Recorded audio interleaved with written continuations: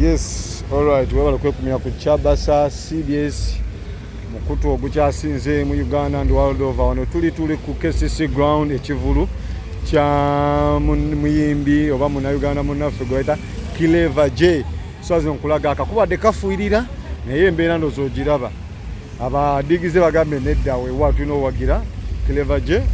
kubanga tumusitula naffe tumuteeke wala kubanga bamujjukira. So wanene embeera bweti bweri saa zino ebweru wano nga nkulengeza bweti embeera bweri era egenda mu maaso wano eno. Sigala nga tukuwa update buli kimu kiba kigenda mu maaso obenga okifuna butereevu buli kanyu tugenda nga tukakuwa mu buli kimu nga ofuna buli kimu kiba kigenda mu maaso. So wano wetuyimidde wetuli wano ero wetuli wano eno ku CBS webawe kuumira tubenga tukuwa buli kimu obenga okifuna. Yes!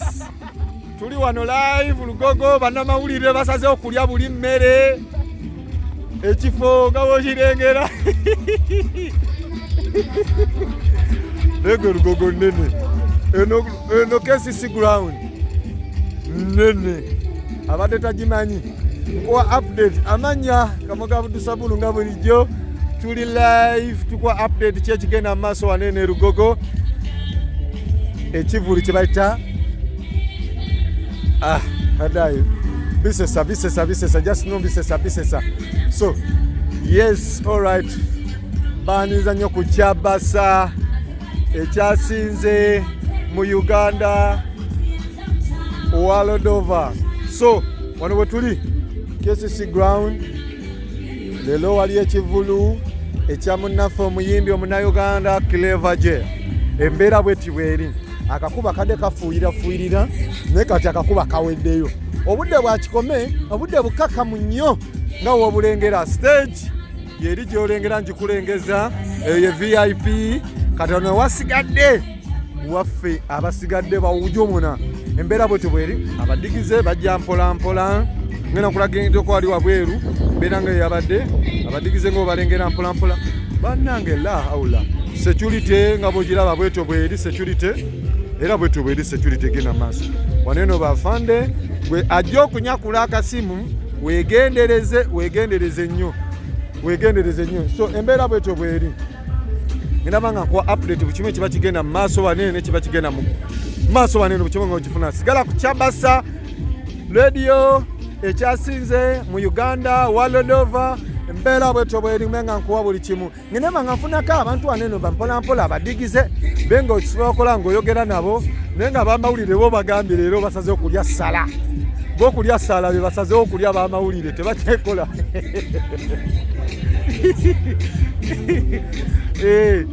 Naye nga bwete butuyimiridde abadigize bo batasa okujja akakuba kade kabakanzeemu naye nga balina okujja mpola jeje sound yagisibye buli kimu benanga oba okifuna mpola. Amanya nagambye Kamoga Budusabulu mugoba nsonga Munnabugerere abekangulumiraawo mbalamusizaako nnyo kyalo wenvaabwe bukeeka then n'abantu abalala bonna mbalamusizaako Kayunga district chairman Kalangwa akulamusizaako nnyo Katonda kusasa obukuluma naye nga sofa tuli Kampala obudde bwe buti powa nnyo embeera bweto bweri naye nga tugenda mu maaso lukuwa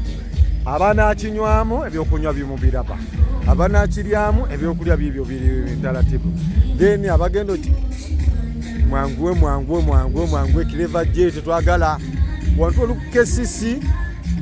ground wano oboliranye uma oba oboliranye waneno ngogenda eri rugby gye bazanyira opposite kale kiwanyizo twazanyanga kedde omupiira bazanyanga edde omupiira no akasazi ka KCC oba sechi atamanyiwo opposite ekisawe kya KCC kye bayita Philip Omondi Stadium awo wetuli gye bayita KCC ground wano wetuli kivu kya Clever J. Eddogo lyafuluka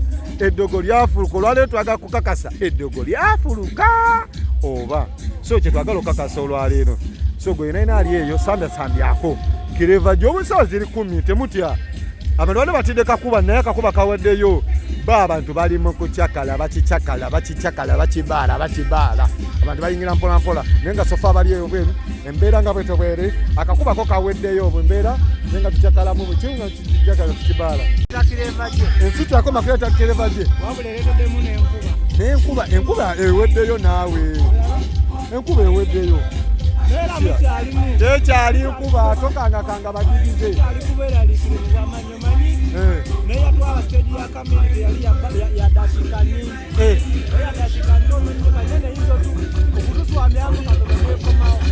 eyatwala stage ya kamini yali nkuba yamaanyi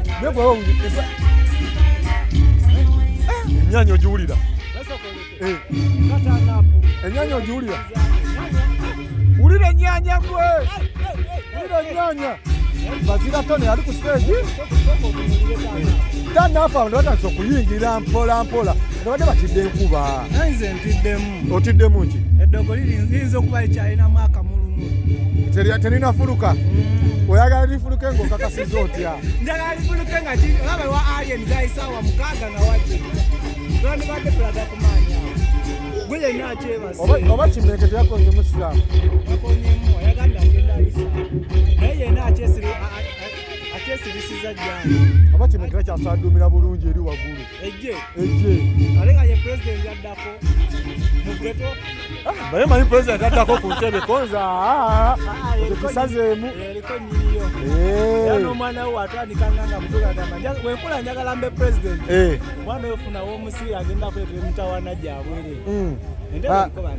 n'abamawulire nga muli bangi nnyo ate okusinga abadigize kyobamanya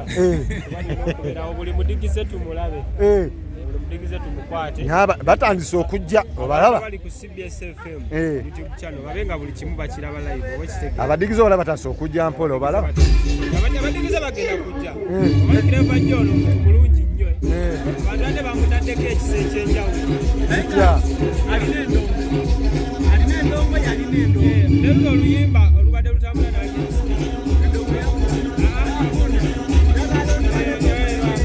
njagala ontwaleko ati omanyize kaŋŋamba abayimbi kuva leero bwekuba ng'oluyimba ne lugenda ku TikTok ne lutrendinga genda mu mainstream oteke oluyimba siyaseyo njabayoka katwogera amasiba netulibye bantu obidayinza okwetaganga akakati sibyesemu yokka muganda wange ono music business oba tomufude business ekiwangaza abasajja bakamiri babebekulu babobi tuteekamu kyogamba omumente nagenda awangalawo kubanga yagamba bw'ate oluyimba ku TikTok ne lukola ye aba akimazi tayagala ate asasule gwe owa rediyo okuba oluyimba anti ye buli omu aba n'ekibalo kye buli muyimba aba n'ekibalo kye omumengo oba osangayo wa YouTube oba wa TikTok ye kyekibalo kye okitegeera mugana kati gwe omulala omuyimbi kuba rediyo y'amaanyi kirizagana TV z'amaanyi kati bw'otakkiriza TV y'amaanyi rediyo y'amaanyi naye kati tokola ku CBS sebo ireva ly'abadde asirisi akomewo n'oluyimba olupya lulugende kajja oluwulya ku CBS eddogo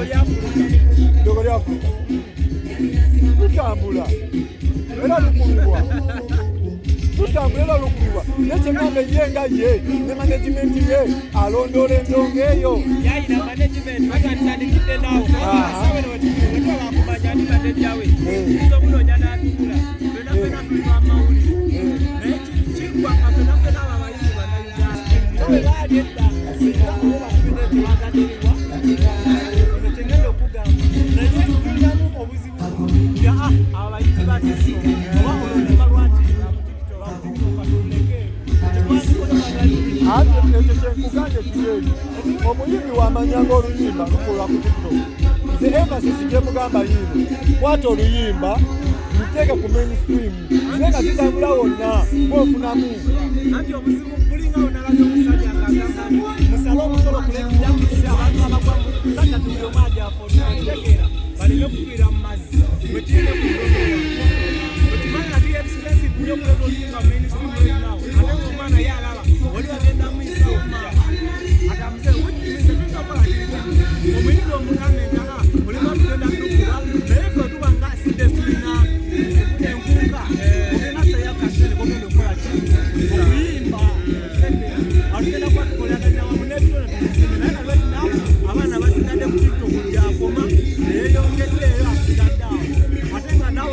ekyola akiri kugamba n'ekyo tekizaawo ekyomulembe gwe tekiyinza okuba nfune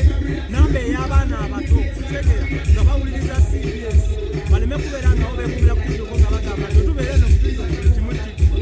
kutegera obulungi naawe obeetaaga kubanga ogenda kukuba oluyimba oyiseemu obulango bw'ekigwe kigasobola omwana ku myaka gyali tulina ogonzaamu kwezaayo okusobola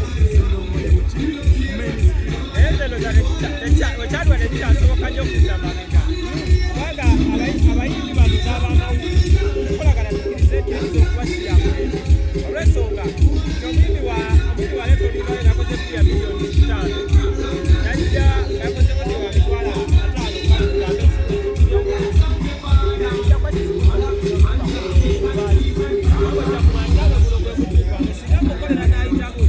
abasooka bwe bakyona twandibadde mulekolagana enkolagana y'amakolere n'abayimbi erina okwongerako tegera nemanya nti omuyimbi ayiriba vidiyo eyo tugeze simba zikikiriraku megatta nga 3 naye kana abashiringa omulundi ogwa so kati awo olumu fere twale twagala ndimanya tumanya vidiyo nungi wakodateddemu senga basekera so kati kakirokende tukyali wano eno eddogo lifulukanga ligenda fuluka naye nga abasajja bibanja obukidweni nga butono obukidweni naba yakwatagana ne family forest bwe kibeera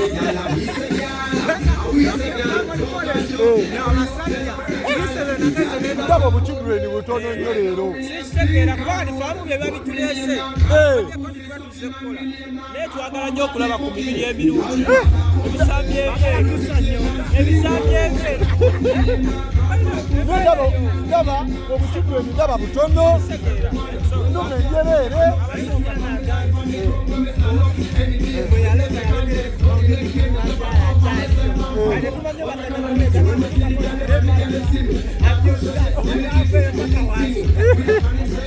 naye nga bwetyo tukyagenda mu maaso ku CBS FM ibanga tukuwa update ki ekigenda mu maaso ku ground saazo tuli kuki eddogo lyafuluka concert tuli wano eno ku